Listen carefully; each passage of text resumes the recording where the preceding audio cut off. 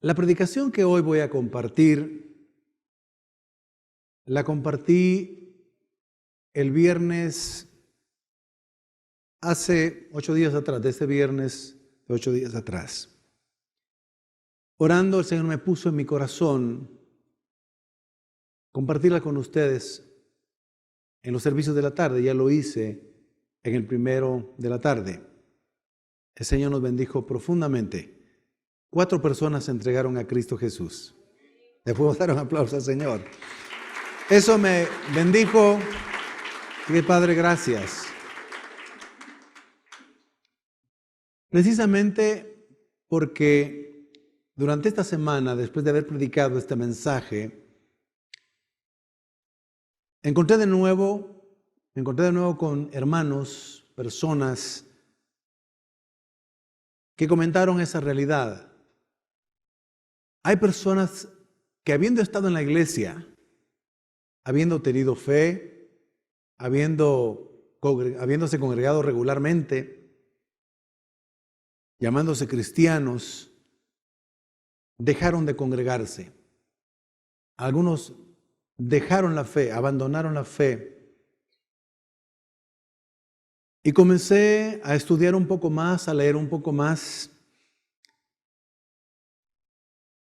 Y esto ha sucedido no solo en América Latina, ya sucedió en el continente europeo. Recordemos que Europa Central, la Europa Occidental, fueron los países que Dios usó a la iglesia que estaba en esos países, a hombres de Dios, para que el Evangelio tuviera un gran avivamiento a partir del siglo XVI. Siglo XVI, siglo XVII, siglo XVIII, siglo XIX. Pero hoy, muchos de esos países, como Alemania, Inglaterra, Suiza, Bélgica, parte de Bélgica, Holanda, Ámsterdam, Escocia. Escocia, por ejemplo, en un tiempo fue prácticamente toda Escocia fue protestante, evangélica, así como lo fue prácticamente toda Alemania, toda Inglaterra. Pero hoy vemos con tristeza que este continente, prácticamente el 90%, oiga bien, el 90% dejó la fe cristiana. Las nuevas generaciones no creen en nada. Los ateos han aumentado en estos países. Otros se han inclinado por creer y practicar religiones orientales. Y otros viven una vida de ateísmo práctico. Este continente prácticamente dejó de ser lo que en otro tiempo fue. Cuando el protestantismo vino a las Américas, a Norteamérica, Suramérica, Centroamérica, el Caribe, empezó a ocurrir más o menos del año 1600, 1700, 1800. Los primeros que vinieron se asentaron un tiempo en América del Norte, parte de algunos estados. Sabemos que los estados formalmente que se edificaron, las primeras 13 colonias en los Estados Unidos fueron eminentemente evangélicas. Curiosamente llegaron a México también, llegaron a América del Sur y en el año 1881, 82, 83 llegó a Centroamérica, Guatemala. Pero el caso de los Estados Unidos es que esta nación nace sobre los fundamentos de la Biblia, sobre los fundamentos de la iglesia, de Jesucristo, de la palabra de Dios. Por eso es que la Biblia, hace un poco más de 200 años, estaba en todas partes, estaba en la casa, estaba en la escuela, estaba en la universidad, estaba en el gobierno, estaba en las cortes, estaba en todos los departamentos y áreas políticas. Ahí había una Biblia. Por eso es que su moneda, el dólar, todavía sigue diciendo "In God we trust", en Dios confiamos. Pero este continente, quise decir, al igual que el continente europeo, Estados Unidos está comenzando, y de una manera avanzada, a dejar de ser protestante evangélico. Muchos han abandonado las iglesias, las nuevas generaciones ya no creen en la Biblia, ya no creen que exista un Dios, que exista un diablo, demonio, Satanás, que la Biblia sea la palabra de Dios, ya no creen que haya infierno. Estudios recientes por una institución que se dedica a estudiar la fe, la cultura, se llama Grupo Barna en los Estados Unidos,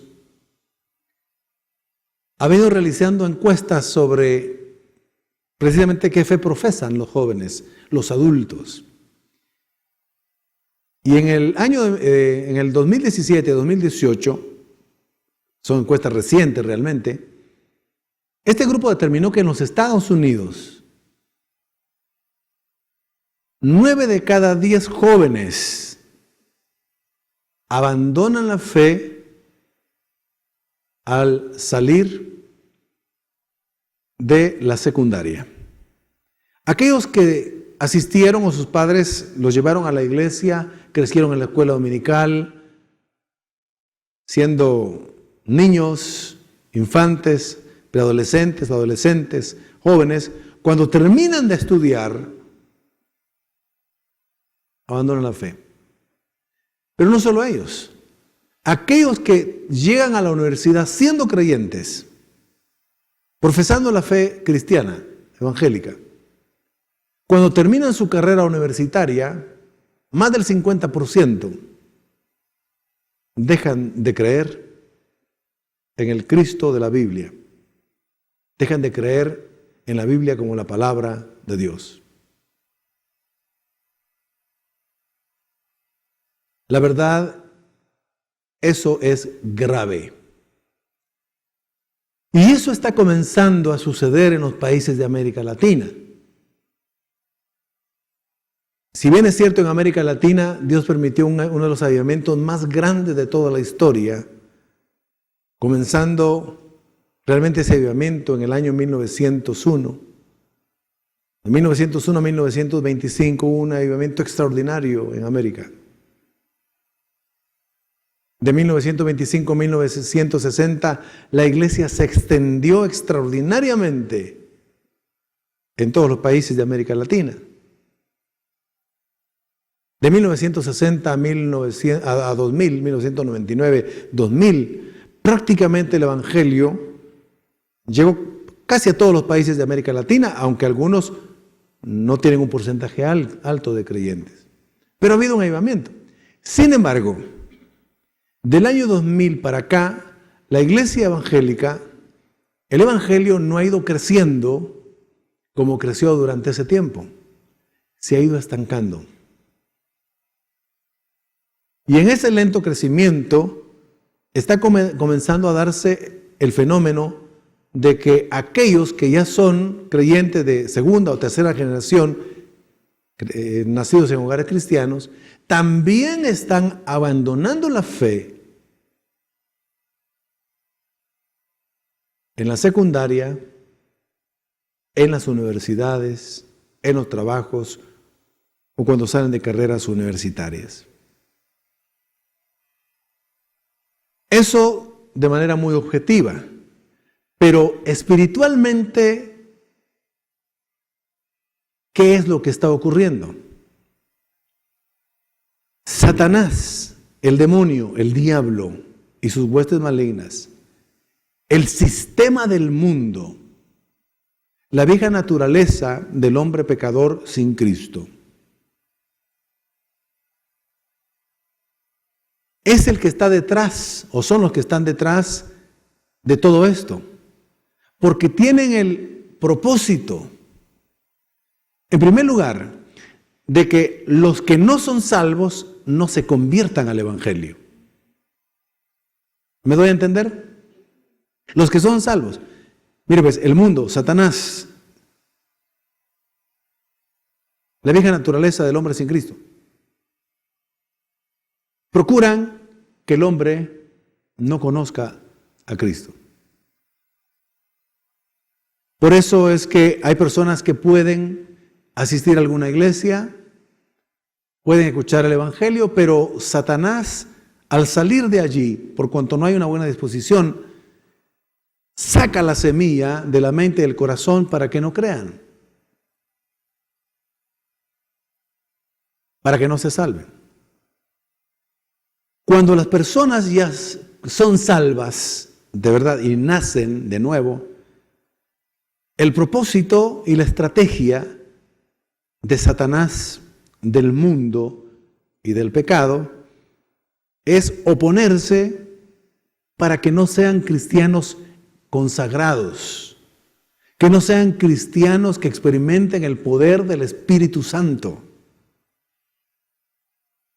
que sean creyentes de nombre, que no crezcan espiritualmente, que no tengan una vivencia real de lo que es el Evangelio. Recuérdense que lo que Pablo decía acerca del Evangelio, porque no me avergüenzo del Evangelio, porque es poder de Dios para salvación.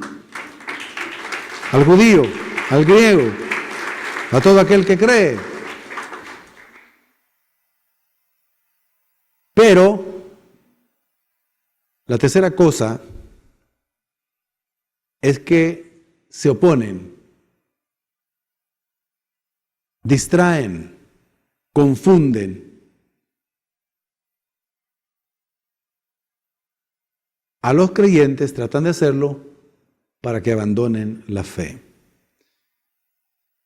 Por eso hemos titulado la predicación ¿Cómo terminamos la carrera de la fe? Si hay tanta oposición, si hay tanta estrategia del diablo, del maligno, ¿cómo es que tenemos que terminar la carrera de la fe? Cuando la Biblia habla de terminar la carrera, de pelear la buena batalla, está diciendo cómo terminar nuestra vida aquí en la tierra con fe hasta el último momento de nuestra vida. Es llegar hasta el último suspiro creyendo en Cristo como el Rey y Salvador del mundo, como mi Salvador personal. Es guardar la fe. Cuando la Biblia habla de pelear la buena batalla, significa pelear la buena batalla de la fe. Es decir, pelear por mantener siempre la fe en nuestro corazón. Porque el mundo va a tratar de quitarnos esa fe, de que nuestra fe disminuya. Satanás va a procurar que esa fe mengüe o que ya no tengamos fe.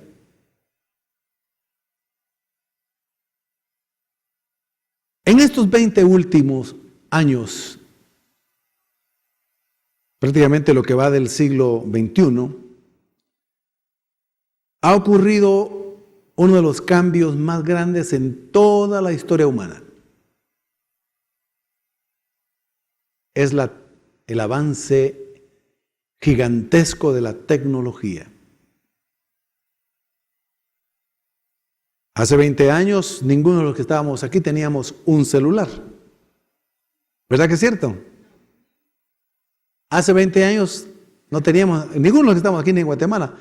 Empezaba a venir en el 2000, empezaba a venir, bueno, realmente en 1994 ya habían los famosos ladrillos, pero 94 al 2000, esos 6 años, muy poquitos tenían uno de esos ladrillos así con una gran antena.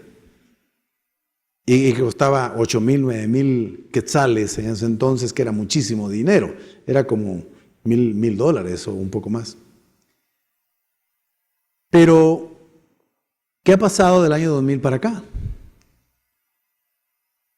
Toda esa tecnología, el diablo la ha incitado y el mundo ha incitado para que usarla mal y meter malos contenidos allí. Incluso lo que pueden ser buenas distracciones están ahí. Entonces hay grandes distractores que los creyentes tienen hoy. En esos últimos 20 años comenzó a descubrirse que los adolescentes, mientras llegaba, por ejemplo, la internet, mientras llegaba las redes sociales, el teléfono inteligente, mientras llegaba la televisión por cable a Guatemala, a los países de Centroamérica, mientras llegaba Netflix, que es la empresa que provee 5,000 películas para que usted pueda ir viendo, si es que le da tiempo, con una cuota mensual de unos $10, $9. ¿Qué es lo que ha metido ahí?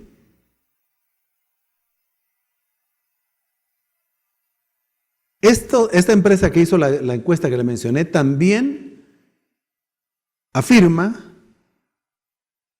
que los jóvenes y los adultos miran entre 30 y 40 horas semanales la televisión.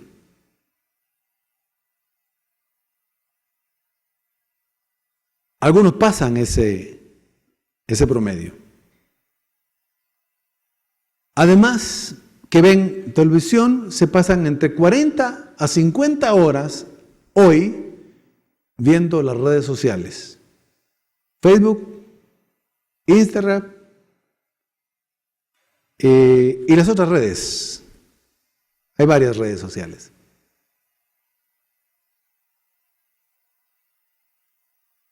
Pero también el modo de ver televisión ha cambiado porque Netflix está metida prácticamente en el mundo entero. Algunos de ustedes saben lo que es, ya les dije, pero ¿saben o conocen lo que es Netflix? ¿Sí? ¿Quiénes saben lo que es Netflix? Levanten la mano. Muy bien. Parece muy atractivo. ¿Por qué? Porque por esa supuestamente módica cantidad, usted dispone de 4,000 películas o 5,000. Usted va y enciende su televisor, que de ahora también son inteligentes, ¿verdad? Entonces ahí tiene Netflix, se coloca ahí, se conecta y dice, bueno, a ver qué película quiero ver. De drama, comedia, acción y entretenimiento, cualquier otra cosa, documentales. Y cuando usted comienza a ver cualquier película, se da cuenta que la mayoría están en serie. No es de 1 hora, hora y media, la mayoría están con 10 capítulos, con 12, con 15, con 20. Yo conozco una persona cercana que dijo, bueno, como muchos están queriendo poner Netflix, pues vamos a poner Netflix también nosotros. Pusieron Netflix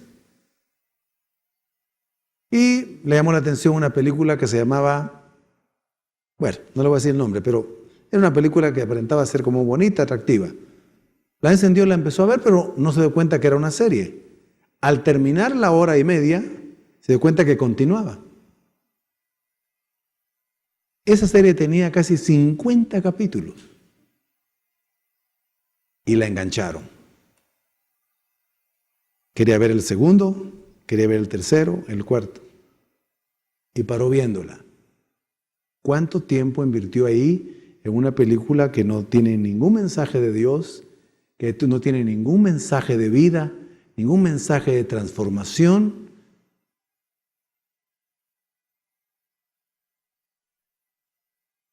El problema hoy es que todos tenemos prácticamente un celular. Todos. ¿Es cierto o no es cierto? Y Satanás trabajando siempre detrás de todo eso. El mundo, la tecnología, el sistema del mundo, nos hace creer y sentir que eso ya no es un lujo, es una necesidad. Y es cierto, se vuelve una necesidad. Los que tenemos cierta edad crecimos sin teléfono en nuestra casa. Los que tenemos más o menos 40 años, o un poquito más. Crecimos sin teléfono en la casa. ¿Se acuerdan ustedes, los que son de esa edad, un poquito para arriba, que normalmente de la cuadra era una familia que tenía un teléfono? ¿Sí? El de la tienda o el sí. Y uno para ir a llamar había que ir a alquilar el teléfono. Y de ahí había que marcar, y esa forma interesante, había y tenía que esperar uno que regresara, ¿verdad? Y que regresara, pero uno feliz. Gracias a Dios vivimos tiempos sin esclavitudes. Hoy no, hoy tenemos en la propia mano. Y esta misma empresa dice que un alto porcentaje se está alejando de la fe porque está viendo muchos contenidos en su teléfono, muchos de diversa. ¿Qué no ve allí? ¿Qué no ve allí? Ahí ve absolutamente de todo. Consejos de cocina, consejos de belleza, consejos de nutrición, consejos de deporte, consejos de todo, absolutamente de todo. Entonces, ellos dice, estamos entrando o estamos ya en la era de la tecnofilia. La palabra filia es cariño, es amor humano, ¿verdad? Cariño, la tecnofilia. Entonces, la tecnofilia se caracteriza en los usuarios en que le tienen tanto cariño a su celular, ese cariño ya obsesivo, que no puede estar lejos de su celular. Hoy las personas, dicen, se sienten inseguras si no cargan su celular. ¿Es cierto o no es cierto? No os hagáis, hermanos. Es verdad. Míreme, yo también tengo celular. Y sé que ahora es útil. Por supuesto que es útil. El problema, dicen ellos, es que, hablando ya de los creyentes, se pueden mandar mensajes bonitos de la Biblia, versículos. Eso se ve mucho en las redes. Qué bueno, gracias a Dios. El problema es que al despertarse, un alto porcentaje, en lugar de orar, lo primero que hay que hacer es orar. O leer la Biblia, lo primero que hacen es encender el teléfono y ver qué mensajes tiene. Ese es el problema. Entonces, todo esto lo que viene a hacer es afectar nuestra fe de tal manera que nuestra fe no crece, no se fortalece, no oramos. Es muy difícil que alguien ore 1 hora por la mañana, es muy difícil. A veces ni los pastores. Menos los creyentes. Ahora ya es difícil que por lo menos se lean 3 capítulos de la Biblia en la mañana. Antes se hacía, antes se instaba, antes era lo que hacíamos. No existía todo ese tipo de tecnología y lo que he mencionado. Entonces, ¿cómo esperamos nosotros tener una fe fuerte cuando viene una prueba, cuando viene una dificultad? Si la prueba es tan grande, lo que va a hacer es que va a encontrar qué tipo de fe o qué nivel de fe va a encontrar en nuestra vida. Jesús demostró que en la vida del creyente, pues hay niveles de fe. Él en algunas ocasiones le dijo a sus propios discípulos, hombres de poca fe. Y en otra ocasión les dijo, ¿qué pasó con su fe? Prácticamente ustedes no tienen fe ahorita, les dijo. O sea, hay momentos de que casi no se tiene fe. Hay momentos en los que se tiene poca fe. El otro nivel de la fe es una fe normal, digamos. Pero Jesús también enseñó que hay hombres y mujeres que tienen una gran fe. En 2 o 3 ocasiones en los evangelios escuchamos esta frase, cuán grande es tu fe, así como creíste, te sea hecho. Gran fe. Y en unas 2 ocasiones Jesucristo dijo, sorprendido, dijo, ni siquiera en Israel he hallado tanta fe como en la de este hombre, como en la de esta mujer. Ni siquiera en Israel he hallado tanta fe. Entonces, ¿cómo está nuestra fe para terminar la carrera con fe? Bueno, distractores, pero también hay oposición. Muchas personas abandonan la iglesia por el mal testimonio de un hermano, de una hermana, o por el mal testimonio de un pastor que pecó y que era muy conocido y que era público. Otros abandonan la fe porque encuentran de que no todos los cristianos son sinceros, sino hay hipócritas, dicen ahí. Abandonan la fe porque algunos creyentes nuevos que llegan a la iglesia creen que todos están muy consagrados, que todos los que llegan a la iglesia todos están convertidos, y no, llega toda clase de personas, salvos, consagrados, salvos no tan consagrados, y llegan cristianos carnales, llegan algunos simpatizantes del evangelio, y otros llegan a ver qué encuentran o qué miran. Entonces, cuando viene un hermano y resulta que, por ejemplo, ¿verdad?, le piden prestado dinero y él dice: ese hermano me lo va a pagar, se ve buena gente, habla en lenguas, sirve aquí, sirve. Le presta dinero, después no le paga. Entonces es un tropiezo para él, dice: no, me voy de esta iglesia, ya no quiero nada con el Señor, etcétera, etcétera, etcétera.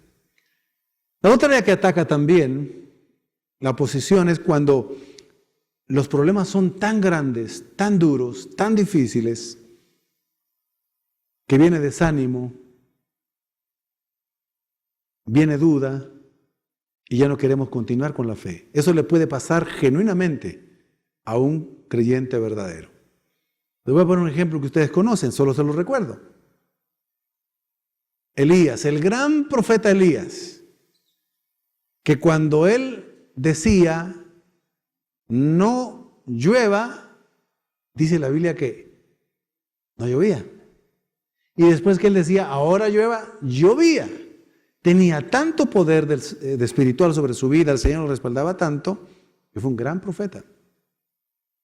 Hay uno de los pasajes en la Biblia que relata cómo él enfrentó a 400 profetas paganos, que su Dios era un Dios llamado Baal. Y él, lleno del Señor, enardecido, dice: veamos quién realmente es Dios, si el Dios a que ustedes sirven o al Dios a quien yo sirvo. Pónganles ustedes una ofrenda, un sacrificio a su Dios. Vamos a ver si hay una señal milagrosa sobre su sacrificio. Yo pondré el sacrificio a mi Dios y Él enviará una señal del cielo. Y entonces los profetas paganos prepararon el sacrificio a su Dios y comenzaron a invocarlo. Alzando la voz, lo invocaban. Y no pasaba nada. Comenzaron a hablar a un poco más fuerte y a gritar y a pedirle a Dios que por favor hiciera una señal y que viniera sobre su ofrenda, su sacrificio, la evidencia de su poder. Nada. Entonces comenzaron a cortarse el cuerpo para que la sangre brotara sobre el sacrificio y así su Dios hiciera una señal milagrosa. Ni aún así hubo respuesta, porque Baal realmente no era un verdadero Dios. Entonces, Elías le dice: parece que su Dios no les escucha, estará durmiendo, estará haciendo siesta. La traducción de una de esas frases literalmente es: ¿será que está ocupado en el baño? Literalmente. Elías se estaba burlando de ellos realmente, diciendo: ustedes adoran a algo que no es Dios.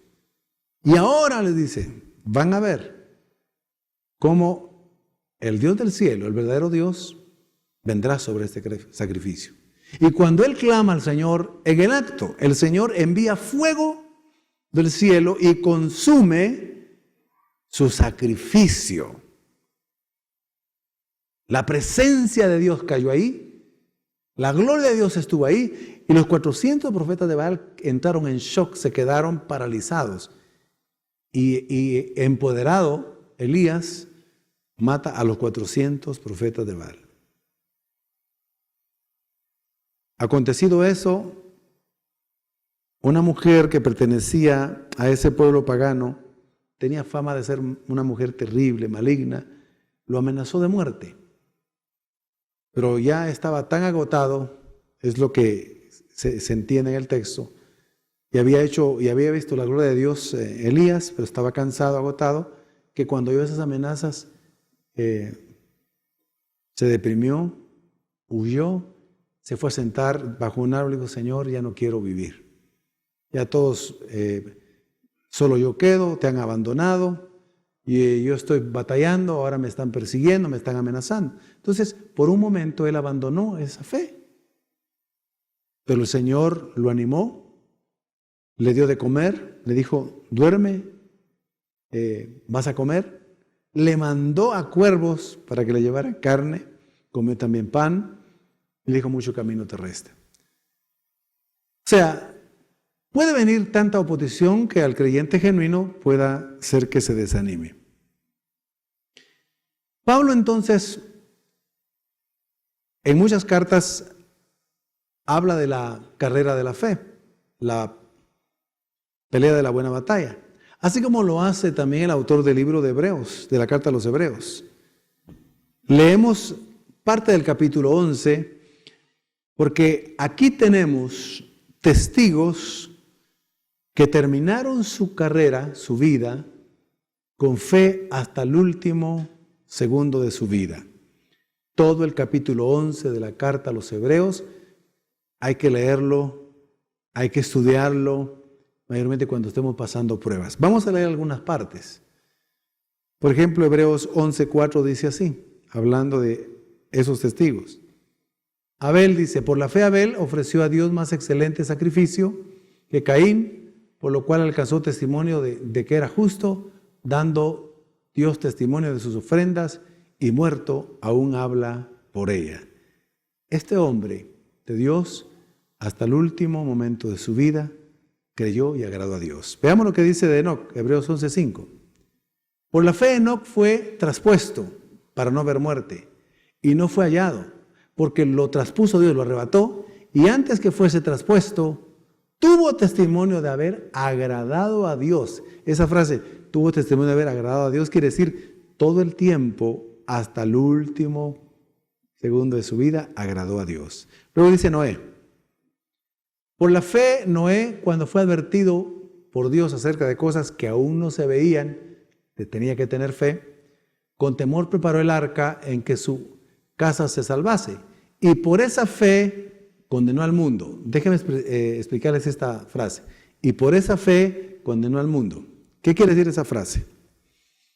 Como Noé tuvo fe de lo que Dios le había dicho, que iba a venir un diluvio, que construyera un arca, nadie había visto llover en ese entonces. Como él tuvo fe, ninguno de los que habían visto el actuar de él tenían excusa. Por cuanto él tuvo fe, construyó el arca, con esa fe condenó al mundo. Quiere decir, los puso en evidencia y no tendrían ninguna excusa delante de Dios. Es lo que quiere decir. Volvamos al texto, por favor. Y por esa fe condenó al mundo y fue hecho heredero de la justicia que viene por la fe. En ese capítulo 11 vemos a otros hombres que pasaron muchas pruebas. Abraham probó el corazón, Dios probó el corazón de Abraham, después de haberle dado el hijo prometido, que lo esperó mucho tiempo, le dijo: sacrifícame a tu hijo. Fue una gran prueba. Pero este hombre creyó y creyó. Se le llama el padre de los creyentes. Ahí aparece Sara, Isaac, Jacob, aparece José, Moisés, aparece Rahab. Y el autor dice: y no tendríamos tiempo, dice, para hablar de manera más detallada de Barak, un juez de Israel, Sansón, juez de Israel también, David, Samuel y los profetas, todos los profetas. Entonces, lo que vamos a leer a continuación nos dice, para que terminemos nosotros la carrera con fe, que tengamos en cuenta el testimonio de todos estos testigos. Es lo que ha explicado prácticamente el autor en el capítulo 11. Ahora veamos cómo nosotros, punto número 3, terminamos nuestra carrera con fe. ¿Cuáles son los pasos que debemos de seguir de acuerdo a este pasaje? El pasaje de Hebreos capítulo 12, versículo 1 y 2.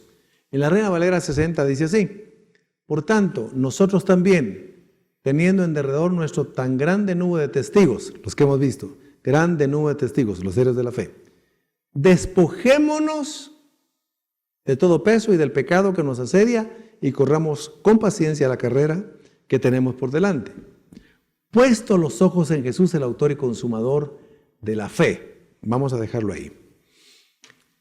En estos versículos encontramos 5 acciones específicas que tenemos que realizar cada día, todo el tiempo, para que nosotros no seamos de los que abandonen la fe, y que podamos enseñar a nuestros hijos, a nuestras familias, para que tengan fe y no la abandonen un día. Primero dice,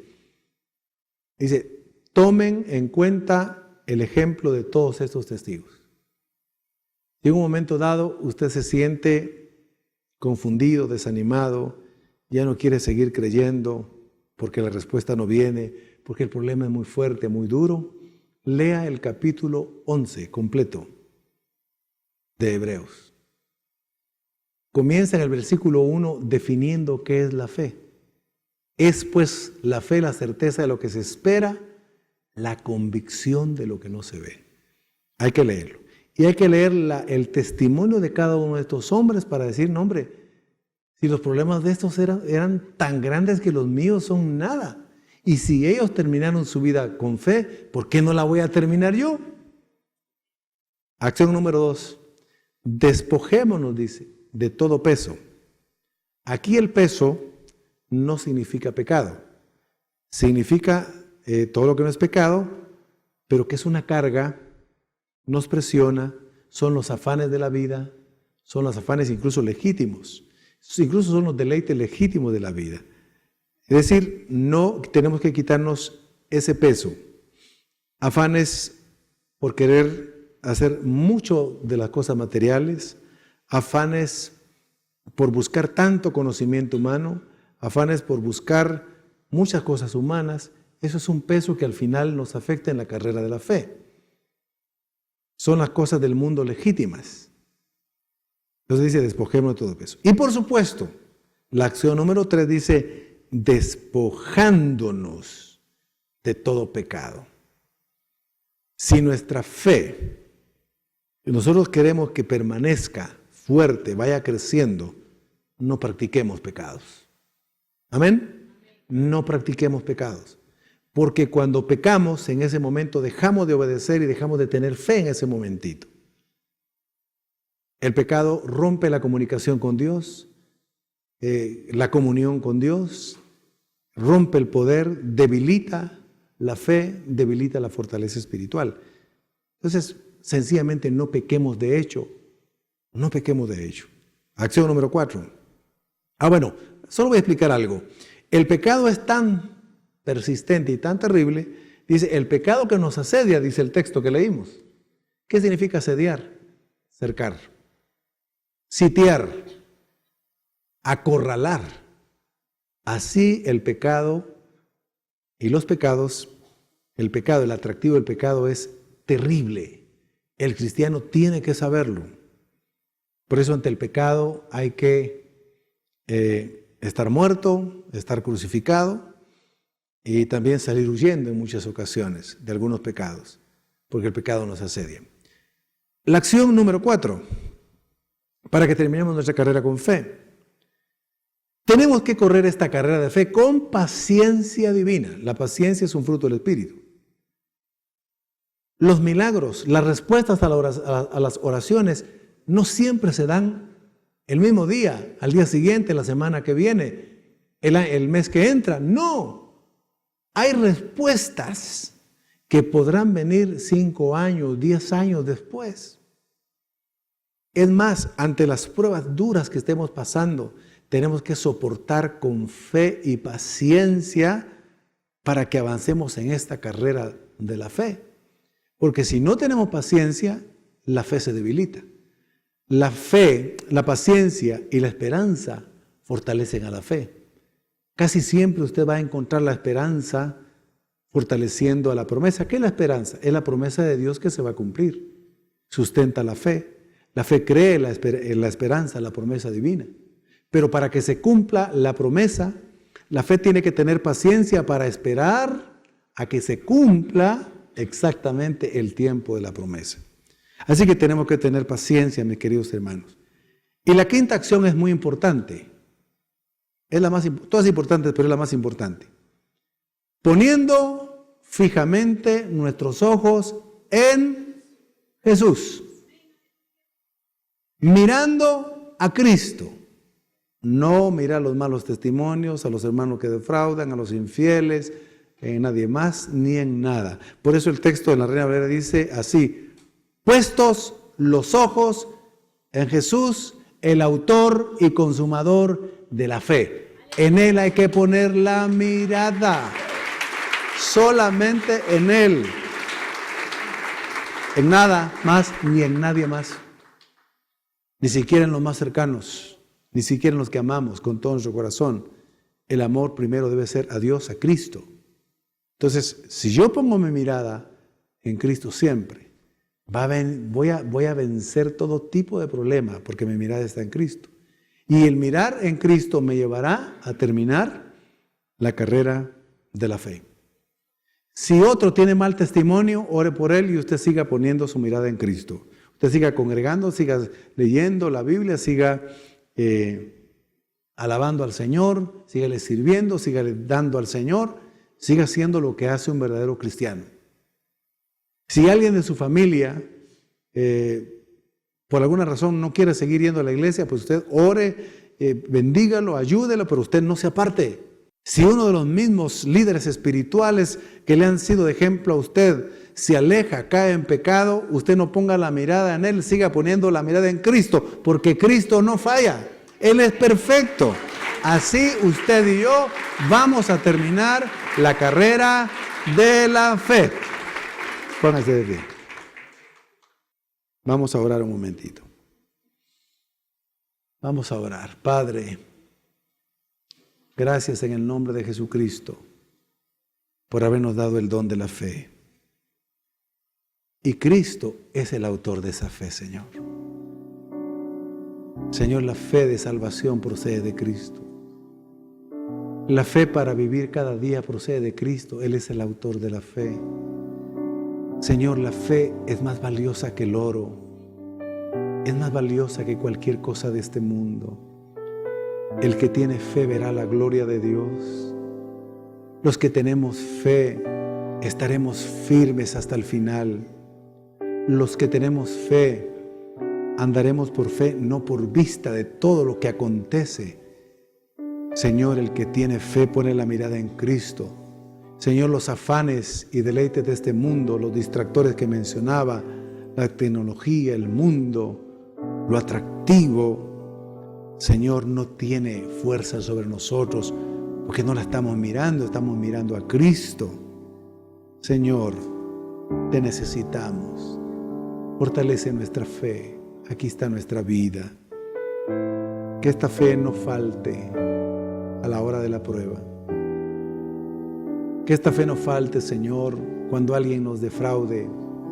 Que la fe no se desanime, Señor, cuando la respuesta no viene pronto. Sino que la fe, Señor, vayamos creciendo en fe. Recordemos y miremos a los testigos de fe que tuvieron fe ante las más grandes pruebas de su vida, y muchos de ellos murieron de manera violenta, terrible. Señor, gracias. Nuestra esperanza eres tú, Jesucristo. La fuente de nuestra fe eres tú, Señor. Tendremos fe, Padre. Confiamos hoy mañana, este año y siempre. Confiamos en que diremos lo que Pablo dijo al terminar los últimos días de vida aquí en la tierra. He peleado la buena batalla. He acabado la carrera. He guardado la fe. Señor, que nunca retrocedamos. Miles retrocedieron en el continente europeo. En los Estados Unidos abandonan la fe. Señor, en los países de América Latina está llegando esa avalancha provocada por Satanás, por el mundo y la carnalidad, para desviarnos, distraernos y que ya no seamos hombres y mujeres de fe. Te necesitamos, aquí estamos. Ten misericordia de nosotros. Que podamos seguir teniendo esta fe, que para muchos es locura, porque aunque no te hemos visto físicamente, nos ha salvado y tenemos testimonio del Espíritu Santo adentro de nosotros. Gracias, Señor. Si aquí hay alguna persona, hombre o mujer, joven o señorita, o niño o niña, que no es salvo, que su fe no la ha puesto en Jesucristo como su Señor y su Salvador personal, su nombre no está escrito en el libro de la vida, si muriera hoy no irá al cielo.